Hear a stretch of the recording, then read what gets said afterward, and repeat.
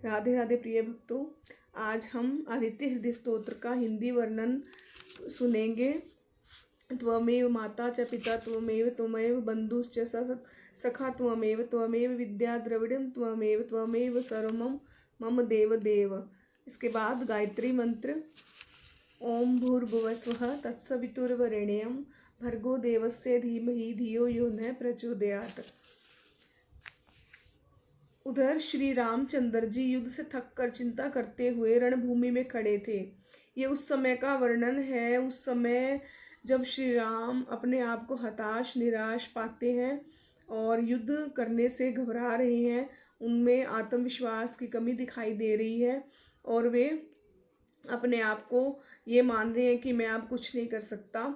तो इतने में अगस्त्य मुनि जो देवताओं के साथ युद्ध देखने के लिए आए, वे श्री राम के पास आकर बोलते हैं, क्योंकि रामचंद्र जी थक कर बैठ गए थे। इतने में रावण भी युद्ध के लिए उनके सामने उपस्थित हो गया। यह देख भगवान अगस्त्य मुनि जो देवताओं के साथ वहाँ पर आए हुए थे, वे श्री राम के पास जाकर बोलते हैं कि हे राम, सबके हृदय में रमण करने वाले महाबाहो राम, यह सनातन गोपनीय स्तोत्र सुनो वत्स। इसके जप से तुम युद्ध में अपने समस्त शत्रुओं पर विजय पा सकोगे। इस गोपनीय स्तोत्र का नाम है आदित्य हृदय स्तोत्र। यह है परम पवित्र और संपूर्ण शत्रुओं का नाश करने वाला है। इसके जप से सदा विजय की प्राप्ति होती है। यह नित्य अक्षय और परम कल्याणमय स्तोत्र है। संपूर्ण मंगलों का भी मंगल है। इससे अब सब पापों का नाश हो जाता है। यह चिंता और शोक को मिटाने तथा आयु को बढ़ाने वाला उत्तम साधन है। भगवान सूर्य अपनी अनंत किरणों से सुशोभित है। ये नित्य उदय होने वाले देवता और असुरों से नमस्कृत विवस्वान नाम से प्रसिद्ध प्रभा का विस्तार करने वाले और संसार के स्वामी हैं। तुम इनका पूजन करो। संपूर्ण देवता इन्हीं के स्वरूप हैं। ये तेज की राशि तथा अपनी किरणों से जगत को सत्ता एवं स्फूर्ति प्रदान करने वाले हैं। ये ही अपनी रश्मियों का प्रसार करके देवता और असुरों सहित संपूर्ण लोकों का पालन करते हैं। ये ही ब्रह्मा विष्णु शिव स्कंद प्रजापति इंद्र कुबेर काल यम चंद्रमा वरुण पितर वसु साध्य अश्विनी कुमार मरुदगण मनु वायु अग्नि प्रजा प्राण ऋतुओं को प्रकट करने वाले तथा प्रभा के पुंज हैं। इन्हीं के नाम आदित्य सविता सूर्य खग पूषा गबस्तिमान सुवर्ण सदृश भानु हिरण्य रेता दिवाकर हरिदश्व सहस्रार्ची सप्तसप्ती मरीचिमान तिमिरोन मंथन शंभु त्वष्टा मार्तंडक अंशुमान हिरण्यगर्भ शिशिर तपन अहस्कर रवि अग्निगर्भ अदितिपुत्र शंख शिशिर नाशन व्योमनाथ ऋग यजु और सामवेद के पारगामी घन वृष्टि अपाम मित्र विंध्य विथि प्लवंगम आतपी मंडली मृत्यु पिंगल सर्वतापन कवि विश्व महातेजस्वी रक्त सर्वभवोद्भव नक्षत्र ग्रह और तारों के स्वामी विश्व भावना तेजस्वियों में भी अति तेजस्वी तथा द्वादशात्मा आपको नमस्कार है। ये द्वादशात्मा है, आपको नमस्कार है। पूर्व गिरि उदयाचल तथा पश्चिम गिरि अस्ताचल के रूप में आपको नमस्कार है। ज्योतिर्गणों के स्वामी तथा दिन के अधिपति आपको प्रणाम है। आप जय स्वरूप तथा विजय और कल्याण के दाता हैं। आपके रथ में हरे रंग के घोड़े जुते रहते हैं।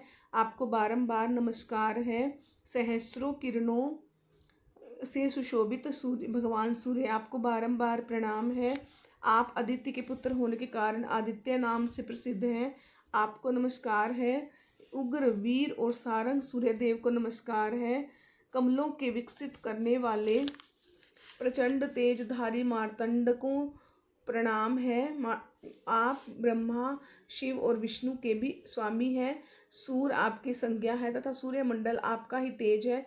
आप प्रकाश से परिपूर्ण सबको स्वाहा कर देने वाला अग्नि आपका ही स्वरूप है। आप रौद्र रूप धारण करने वाले हैं। आपको नमस्कार है। आप अज्ञान और अंधकार के नाशक, जड़ता और शीत के निवारक तथा शत्रु का नाश करने वाले हैं। आपका स्वरूप अप्रमेय है। आप कृतघ्नों का नाश करने वाले तथा संपूर्ण ज्योतियों के स्वामी और देव स्वरूप हैं। आपको नमस्कार है। आपकी प्रभा तपाए हुए सुवर्ण के समान है। आप हरि और विश्वकर्मा हैं। तम के नाशक, प्रकाश स्वरूप और जगत के साक्षी हैं। आपको नमस्कार है। आप ही जगत के स्वामी, आपको नमस्कार है। रघुनंदन है ये भगवान सूर्य ही संपूर्ण भूतों के संहार, सृष्टि और पालन करते हैं। ये ही अपनी किरणों से गर्मी पहुंचाते और वर्षा करते हैं। ये सब भूतों में अंतर्यामी रूप से स्थित होकर उनके सो जाने पर भी जागते रहते हैं। ये ही अग्निहोत्र तथा अग्निहोत्री पुरुषों को मिलने वाले फल हैं। देवता यज्ञ और यज्ञों के फल भी ये ही हैं। संपूर्ण लोकों में जितनी क्रियाएं होती हैं उन सबका फल देने में ये ही पूर्ण समर्थ है। राघव विपत्ति में, कष्ट में, दुर्गम मार्ग में तथा और किसी भय के अवसर पर जो कोई पुरुष इन सूर्य देव का कीर्तन करता है उसे दुख नहीं भोगना पड़ता। इसलिए तुम एकाग्रचित्त होकर इन देवादिदेव जगदीश्वर की पूजा करो। इस आदित्य हृदय का 3 बार जप करने से कोई भी युद्ध में विजय प्राप्त कर सकता है।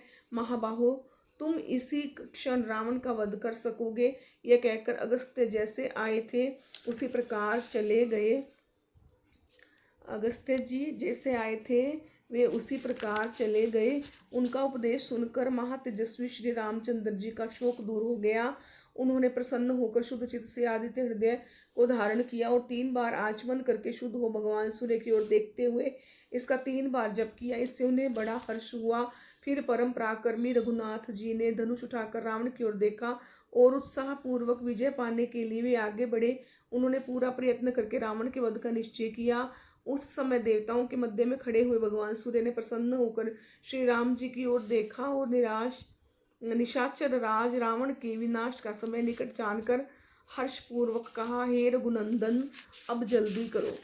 तो इस प्रकार जब श्री राम ने 3 बार आदित्य हृदय स्तोत्र का पाठ किया तो उनके अंदर आत्मविश्वास लौट आया। उन्हें विश्वास हो गया कि मैं रावण का वध कर सकता हूँ।